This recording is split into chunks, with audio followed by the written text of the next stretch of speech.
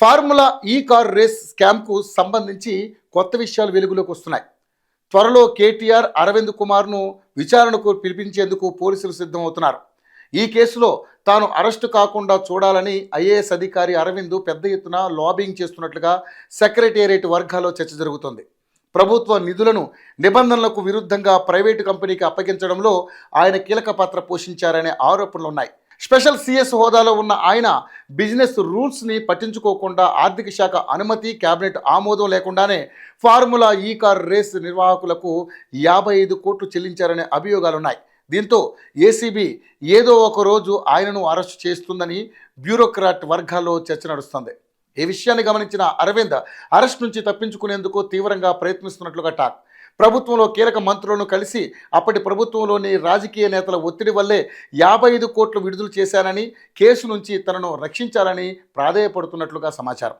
మరోవైపు ఢిల్లీలోని కాంగ్రెస్ నేతల ద్వారా సైతం లాబింగ్ చేస్తున్నారని, అవసరమైతే అప్రూవర్గా మారేందుకు రెడీగా ఉన్నారని సంకేతాలు పంపుతున్నట్లుగా తెలుస్తోంది.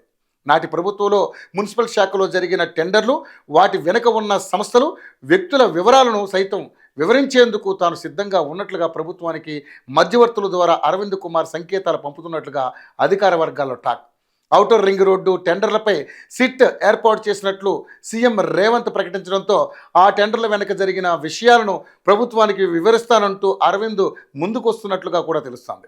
బీఆర్ఎస్ హయాంలో మున్సిపల్ శాఖ సెక్రటరీ, హెచ్ఎండిఏ కమిషనర్ హోదాల్లో పనిచేసిన అరవింద్ కుమార్ నాడు పీసీసీ అధ్యక్షుడిగా ఉన్న రేవంత్ రెడ్డిని పలు రకాలుగా ఇబ్బంది పెట్టినట్లుగా కాంగ్రెస్ లీడర్లు ఇప్పటికీ గుర్తు చేస్తుంటారు.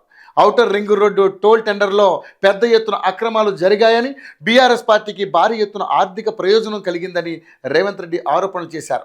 ఈ విషయాన్ని సీరియస్గా తీసుకున్న అరవింద్ కుమార్ హెచ్ఎండిఏ తరపున రేవంత్ రెడ్డిపై హైకోర్టులో పరువు నష్టం దావా కూడా వేశారు. టోల్ టెండర్లలో పాల్గొన్న కంపెనీలు కోట్ చేసిన రేట్లను బహిరంగపరచాలని డిమాండ్ చేస్తూ విజ్ఞాపన పత్రాన్ని అరవింద్ కుమార్కు ఇచ్చేందుకు రేవంత్ రెడ్డి సెక్రటేరియట్కు వెళ్ళగా ఆయనకు అపాయింట్మెంట్ ఇవ్వలేదు. పైగా ఆయన్ను పోలీసులు అరెస్ట్ చేశారు.